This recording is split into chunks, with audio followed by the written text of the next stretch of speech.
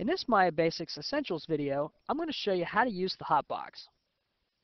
The Hotbox is a wonderful addition to Maya. I think I wish I had it in every single application that I use. Let me show you what it is. If you hold down the space bar, you'll notice a menu will pop up wherever your mouse is. So you have to kind of be careful because if your mouse is way over here and you hit the space bar, you really can't have access to the top pieces of the Hotbox. So hold down the space bar and you'll get this menu. Well, let's tear this menu apart.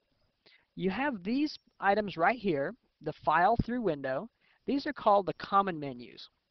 If you look, they're right here, File through window. Next, you have pane-specific windows, which are these guys right here. So there's View, Shading, Lighting, Show, and Panels. Great. Next, these are your different menu sets. So currently, I have the Animate, Deform, Skeleton, Skin, Constraint, and Character. And if you look, that's what these guys right here are.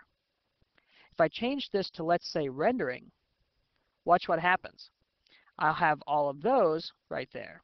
And they match up just the same here.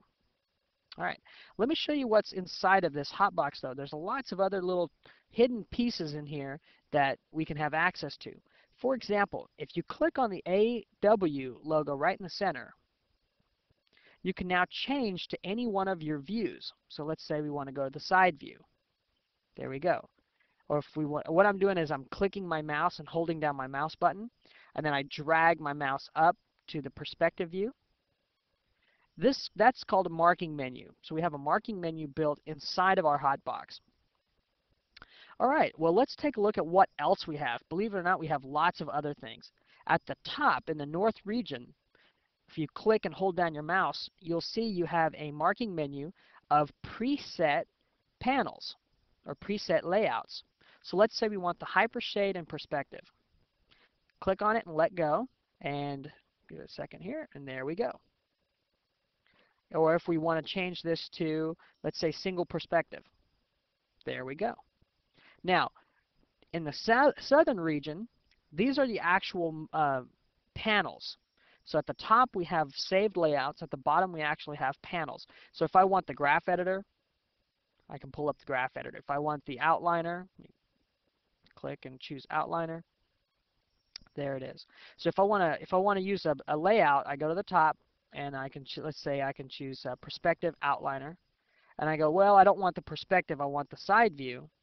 Well, we can just change that by going to the side view. So it's very, very user-friendly once you get started. Let me show you what's on the east and west sides of this menu. Over here, if you click, this is how you can turn on and off your user interface elements, and we'll be covering that here in just a second. Over on the other side, these are selection masks. Let me show you what I mean by that. If I create a NURBS object and a polygon object, and I want to only be able to select polygon objects. Right now I'm selecting both. What I can do is come over here and choose NURBS mask. And now all I can do is select NURBS. Or if I want the opposite, I can come over here and choose polygon masks. And now all I can do is select polygons. I can't select NURBS. This is so useful when you're working in large scenes and you have lots and lots of pieces. It's very, very useful. So let me get out of there. Also, another little thing I'd like to show you is under Recent Commands. This is where you can have access to all the commands that you've recently completed.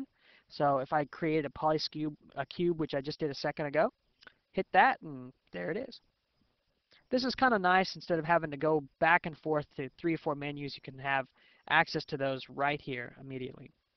And on the other side is this Hotbox control. Here we can turn on and off parts of our menu. Let's say we want to show the modeling. We can say, show and hide modeling. Now it's gone. Or we can show and hide rendering. Now the rendering is gone. That way you're kind of cleaning this up so it's just the parts that you need.